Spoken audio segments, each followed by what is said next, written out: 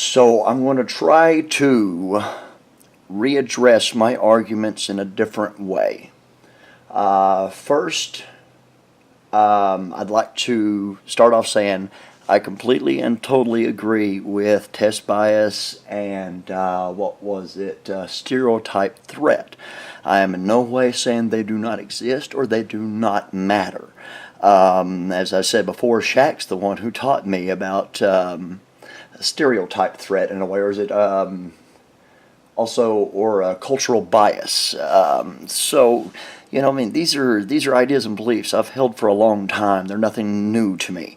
But that being said, I don't think they're all there is to the story.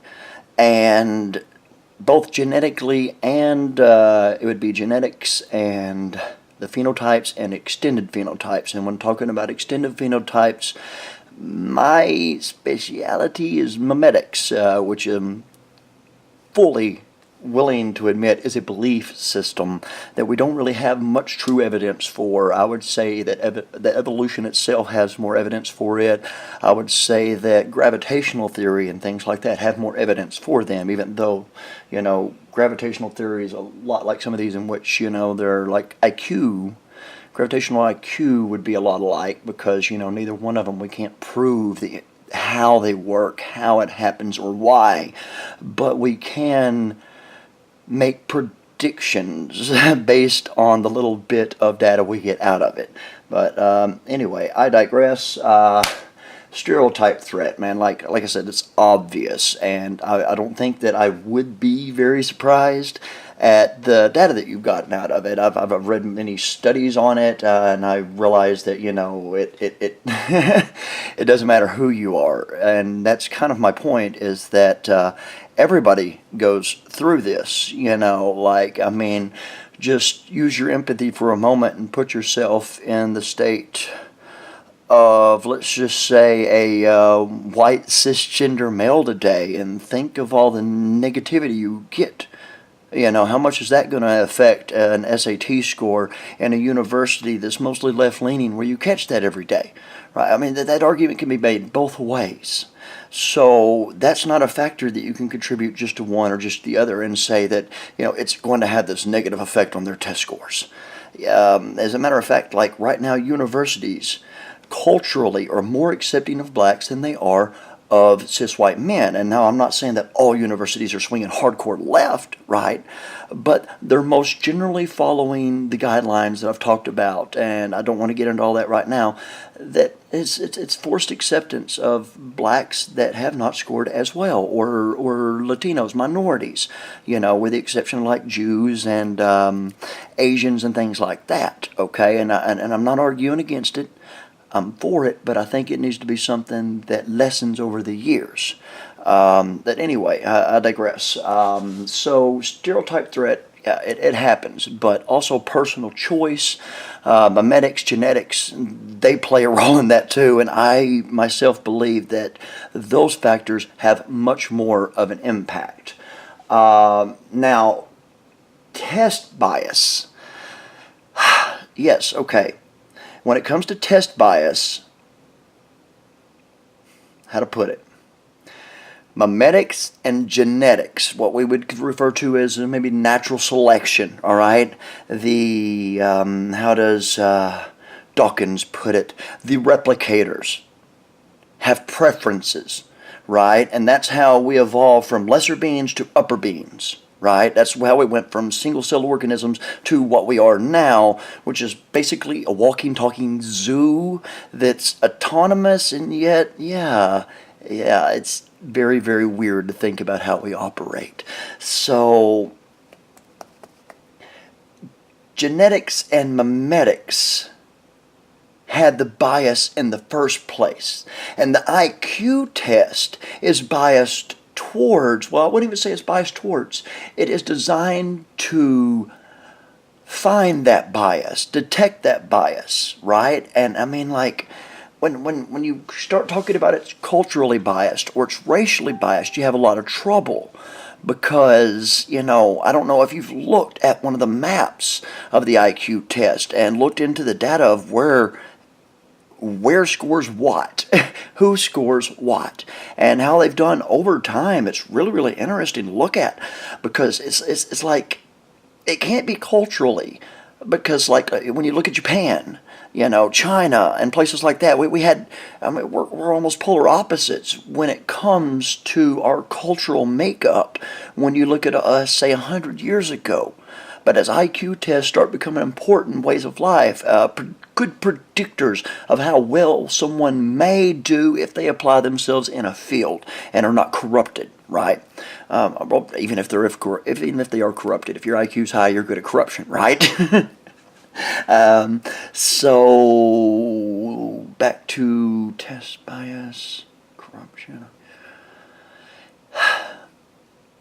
There are certain areas that you can make the theory that they are either genetically or mimetically deficient to other areas. And I've been using mimetics a lot. I don't know if you're quite aware of that, but the simplest way to explain it is think genetics and then apply that to ideas. Like memes are just the simplest form of that, right? Tiny, tiny little ideas. Might not like him, but President Trump is a master of this sort of thing. He wraps up big ideas into really small words so that the person can perceive it how they want to, instead of having an actually solid message that just rings out completely and totally.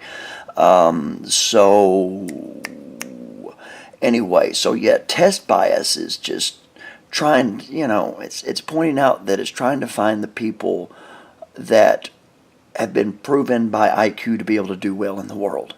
And, and obviously that's what the test is for.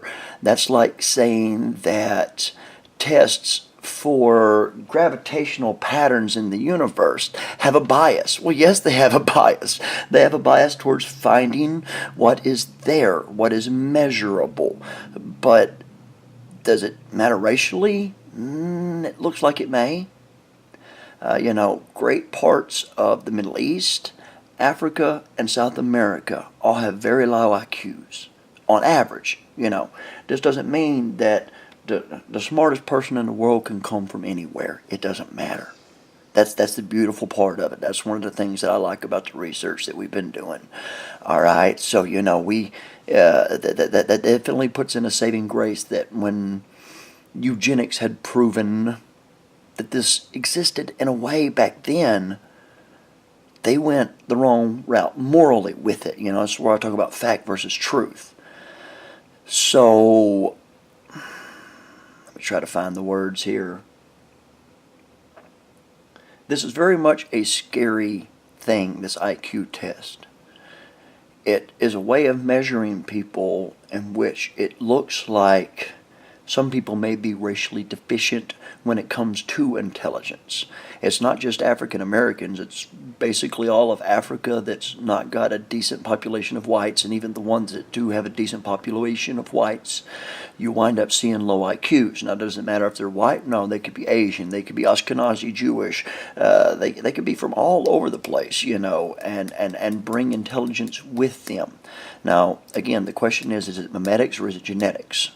Is it parasites infecting the young and, tearing apart their ability to build the cognitive tools needed to have an intelligence, So, yeah, again, I really think test bias is completely and totally true, but it's a bad argument. The bias was natural selection, and we just don't know exactly why, how, to what effect, and if race mixing will alter this problem, or if what they need is rule of law in a different way, because a lot of them got rule of law, but we're talking about decent rule of law, and a lot of these countries do not have that. Now, there's the argument that once an IQ drops below, I think it's like 90-something%, that democracy or, a representative democracy cannot be sustained anymore because you have to have a certain IQ level to even understand these ideas. And I think there's a certain level of truth in that.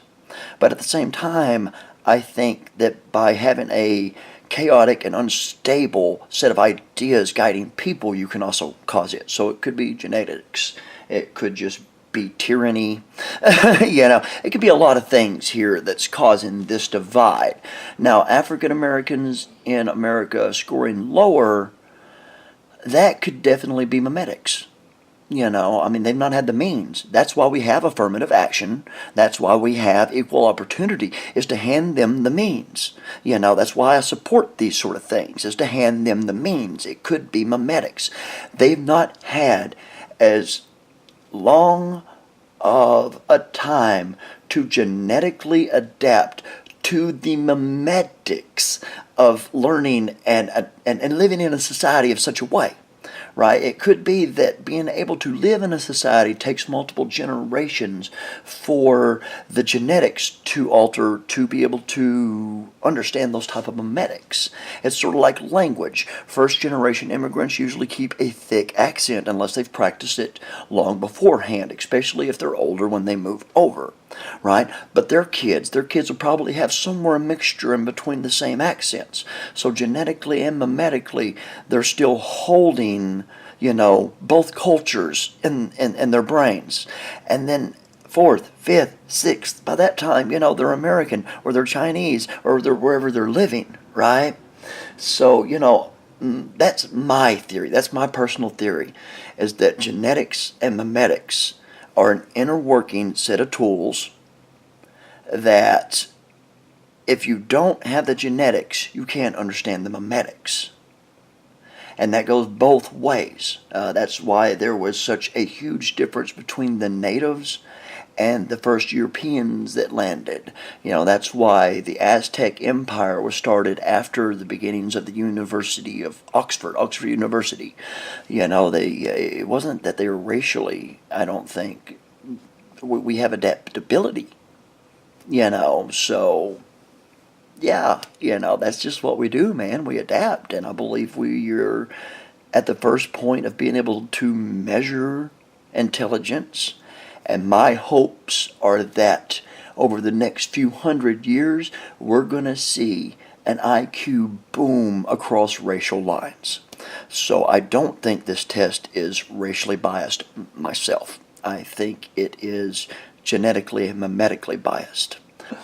And again, I'd like to say, forgive me if I make any mistakes in terminology. It's not my field. Philosophy, politics, that's more of my field. I love science. I think it's great. I do a lot of looking into it, but I was never really schooled in that. And it's important that there's education in it. Don't get me wrong, the greatest scientists in the world can come from an unschooled. They could just have a great understanding born with it, and they can come from, some place like the middle of Africa where there's, nothing but war and torment, and there's no memetics to be able to structure that sort of thing. But at the same time, an education in science is a valuable thing, and I envy that. No matter how much shit I give you over your psychology degree and your field, I just worry about groupthink with any sort of field. They're all subject to them. Yep, your comments. So as to your comments, let's see here. Yeah, I mentioned that I probably wouldn't be surprised about the one of your theories and stereotype threat. Now, blacks are often portrayed as athletic, cool, musical, which needs intelligence. Do you have any? I love music. I cry to my music. I dance like a man on fire, man. I just love to dance. It's always throughout my life been the one thing that's kept me sane. And I used to be so shut off, I hardly talk to anyone. I can get very social anxiety. That's why I got good at typing on the internet. I could have these conversations without feeling so much anxiety. So like music and art are one of the only things that really, really saved me in a lot of ways. Other people's intelligence have altered my life in such a way that I feel that I live with morals, and I was guided by them, right? Much like, religious people turn to their scripture and the things in their life that, reaffirm the scripture. It's just like the same way. You got to be intelligent to do this to somebody, especially someone of a decent intelligence. I mean, I'm not like Einstein, and I don't even think I'm anywhere near that. But, I mean, you got a college degree and you have a hard time putting me in my place. And I've taught you a thing or two, I'm sure, as you've taught me a number of things. So, back to, yes. There's Oprah, there's Morgan Freeman. I'm going to read off of here. One of my favorites, Thomas Sowell, black economist. He's known as a, hope you don't mind if I smoke here. I'm trying to quit. Actually, I'm going to hit my vape. I'm trying to quit. Becca's been riding my ass about that. She's a good girl. So, Thomas Sowell, wonderful guy. He's Uncle Tom, and he's racist against black people, even though he's black. Brilliant man. He went into economics as a kind of a radical leftist, not quite militant back in the day, like, the Black Panthers type of stuff.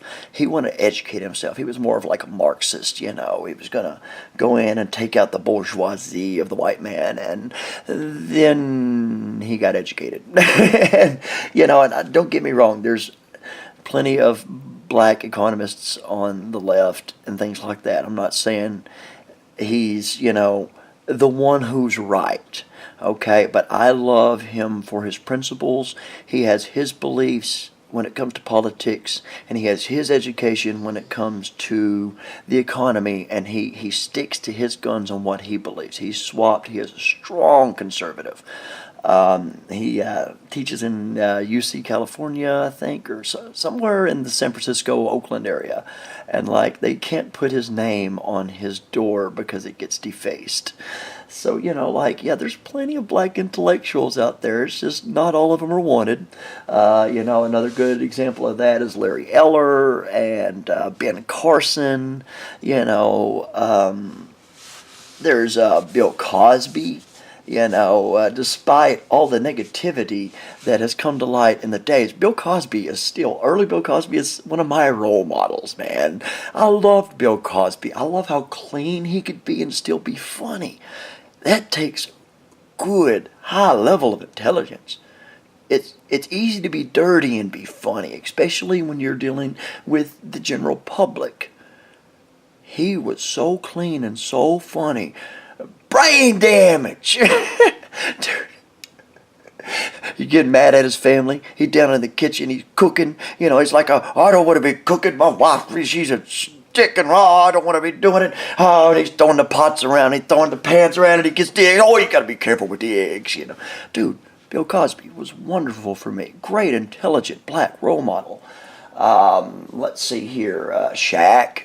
Dennis Rodman. Now, while I would argue that Dennis Rodman is nowhere near what one needs to be considered to be, like, say, an intellectual, he was paraded around by the left as being one.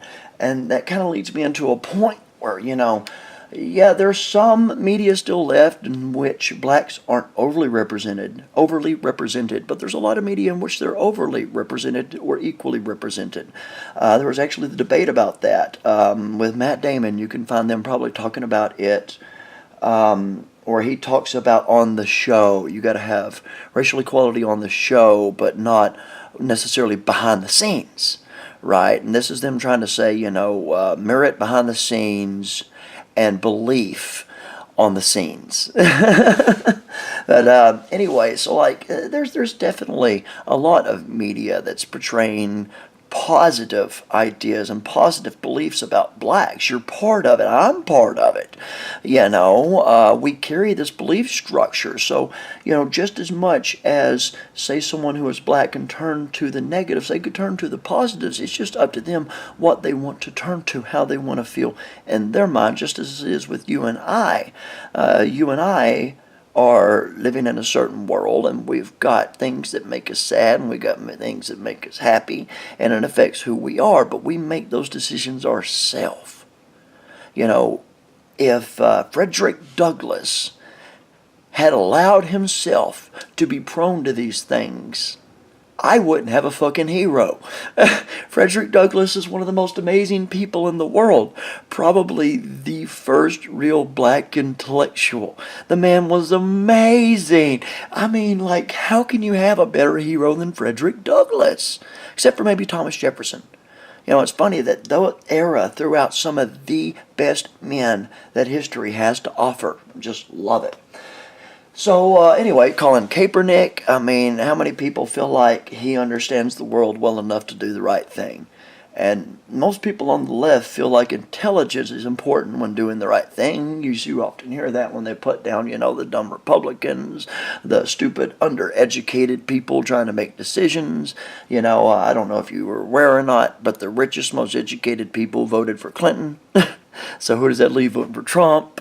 And that point, it's been hammered into the ground. So, you know, just saying, man, all of us are going through some sort of sense like that. Jesus, I've been going on for 23 minutes. I didn't think I could do this. I felt shy of the camera before today. I thank you for saying yes. I hope I can edit this thing down. Okay, so, you know, I mean, Malcolm X. Kanye. Everyone calls him a genius. I don't think he's a genius, but I think he's kind of bright and he's a devil's advocate. I understand what he means when he says 400 years of slavery is a choice. Is it completely true or a fact? No, but it's a perception that makes sense. And Frederick Douglass is the key to understanding that, I think. So, anyway, Chuck Berry. Brilliant, man. We all love Chuck Berry. What he did wasn't just playing music, right? Because that's what most people do, is they puppet, they play music. What Chuck Berry did is he altered music. See, first there was music, and then there was classical music, scientifically structured music, right? They used mathematics to create a new substrate that humans can enjoy.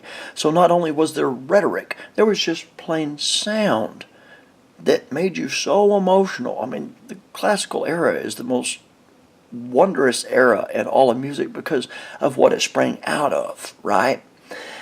And then everything kind of stayed still for a while. And then you had jazz. And jazz learned to sacrifice the beauty of the sound to bring back the importance of rhetoric. And the sound of rhetoric instead of music. So, you know, like where Kurt Cobain mumbles, or Hank Williams Sr. has his lonesome wail. You don't necessarily sound the prettiest you can. You portray your emotion, even if it sounds bad. And that was the importance of jazz. And then Chuck Berry figured out how to make music something fun to dance to on a level. And don't get me wrong, jazz music's fun to dance to, but rock and roll, I mean, it just moves your soul. It's amazing, man. Rock and roll has spawned so much new music. You know, when you look at it, Chuck Berry inspired Johnny Cash, and then you go across any genre of music and you find that Johnny Cash tight as the railroad. That's doom doom doom doom doom doom doom doom.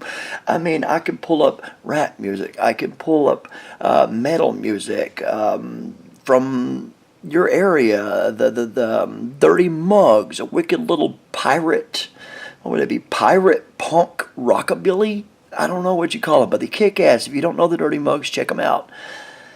Amazing stuff, man. And, you know, I'm kind of toying with how memetics works here, in my opinion. Gathered knowledge over generations can alter itself in strange ways, and it usually happens at a toolkit that appears to be inside of the head of humans. And IQ somehow seems to be able to measure some of that. Is it perfect? No. Is it biased? I think it searches for bias. Much like gravitational theory searches for gravitational pull. But was it designed to keep people down? No. And does it specifically maybe genetically and mimetically, have a bias? Possibly.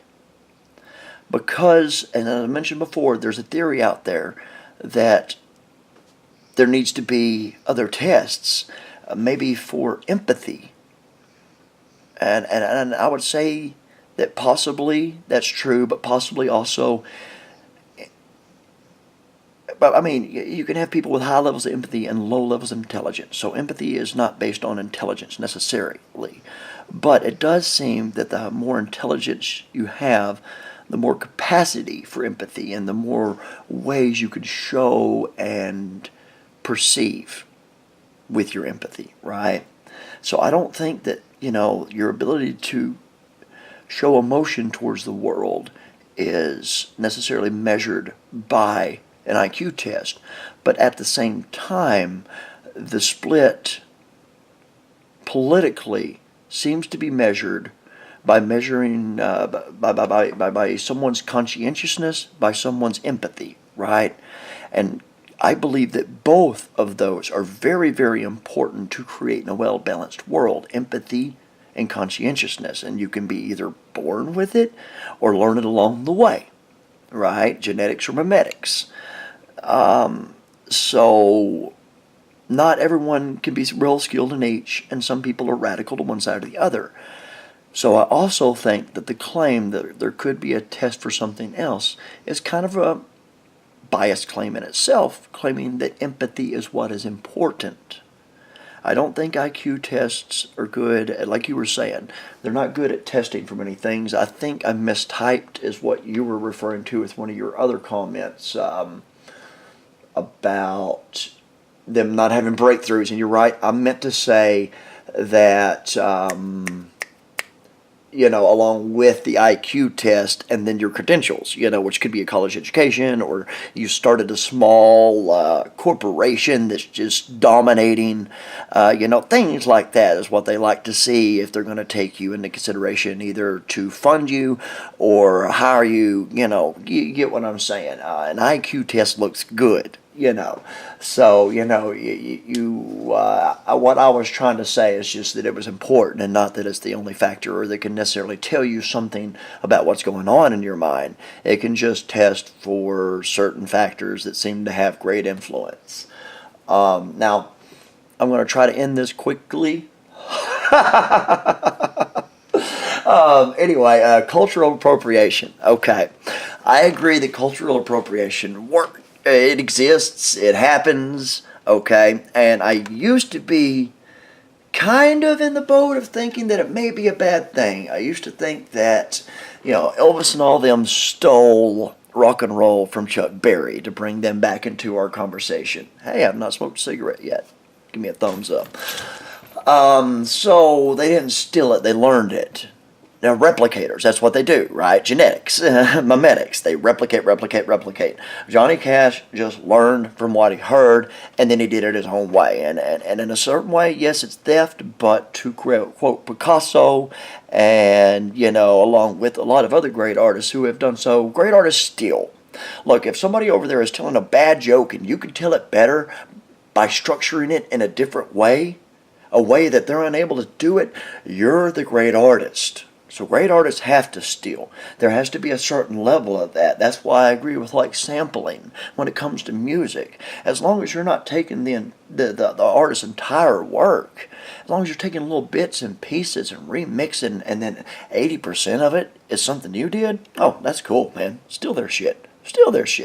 Bamboo, a communist rapper out of LA, one of my favorite artists in the world. We don't agree anymore philosophically or politically. We used to agree a lot more. But he's fucking amazing, man. And when he steals somebody's stuff, it's so well. He stole an Adele song. It sounded so good. He's stolen songs. I don't know what their names are, but I've heard that melody on the radio. So, yeah. Cultural appropriation is a new way to try to explain an old word. And it's a philosophical, psychological way to try to explain a scientific phenomenon. What you're saying is adaptation. Cultural appropriation is merely adaptation. It's what we're designed to do. It's what our genes and memes prefer to do. It's a good thing. It's great. It was spelled out as being okay in the Bible. The Jews are taught by God to take on new practices that are useful and to hold what's the word I'm looking for? Holy certain ideas and principles and not to violate those in doing so, right? So then with Jesus, the same thing, but instead of Jesus taking the Jews around and showing them all the different cultures and how they can go wrong and whatnot, you've got Jesus in which he is arguing a lot of the philosophical wonderful points that were of the time. It's like he brought every single culture to Jerusalem and used them against the Jews who were not necessarily being good. It's a really interesting read in my opinion, even though I used to hate the book. So yeah, cultural appropriation is real, and I don't believe in many cases it's ever bad. It's good. Another way to say cultural appropriation or adaptation is assimilation whenever you're speaking about immigration, right? And like I used to think myself that it was okay for foreigners to move into our country and set up little towns, and it become like this little self-serving region. And I've changed to where I guess sort of like since like the Romans didn't care what race you were, and they didn't really care if you brought your own culture as long as you assigned to Roman ideas. And I like there to be a certain number of American ideas assigned to. Whenever someone comes into the country, I want them to assimilate. If you call me as an homophobe for bringing this conversation up, I'm going to come over there and I'm going to lick you upside the face. Just so, don't do it. But if someone comes from, let's just say, Afghanistan, and even Saudi Arabia, who I'd consider a progressive, if that term can be used, Islamic State. I would say there's others, but names elude me. I'm really bad with names. I usually can tell you like 20, 30 things about a person without being able to tell you their name. It's, how to put it? It's the idea, not the specifics, that interest me most of the time. So I might be able to describe the theory to you and forget exactly the terminology or even the name of the theory itself, but I'll do a pretty good job of explaining the mechanics, the underworkings of it. So we're at 35 minutes. I've been babbling a long time. I'm proud of myself. I was scared of this camera until today. I think I've covered everything I want to say on here.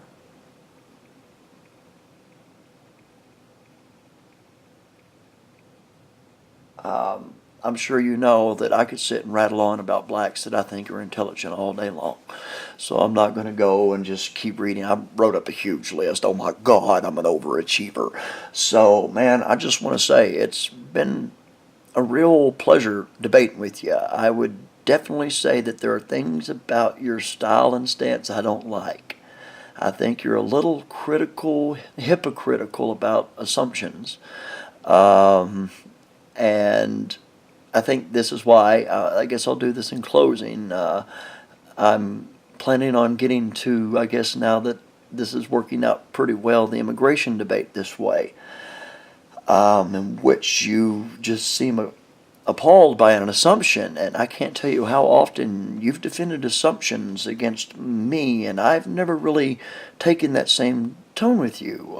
Assumptions are the mother of all fuck-ups and the father of all innovation. Assumptions are wonderful things, man. It's just you've got to have tools that guide and shave and shape your assumptions. That's where eugenics went wrong. And that's where it looks like the bell curve research is going right. So, assumptions are good, man. And I love you. Don't get me wrong, Joey. There's a reason why you're one of the few people I'm interacting with on Facebook. I think interactions with you are profitable to my brain. I like that you hold me to such high scrutiny. Not many people do that anymore. Most people either just ignore me because they realize that I'm a devil's advocate, and to look at me is to look into this sort of strange, weird mirror and see yourself on the other side. That's why you usually see this weird, moderate Republican whenever you read my writings. It's the only way I know to try to communicate with people about themselves whenever I'm not able to use my words like I'm doing now. I'm really proud of myself, man. I thank you for being open to this. I'm at 38 minutes, so if there was another point that I've missed or something, I'm going to say fuck it and say I'm sorry.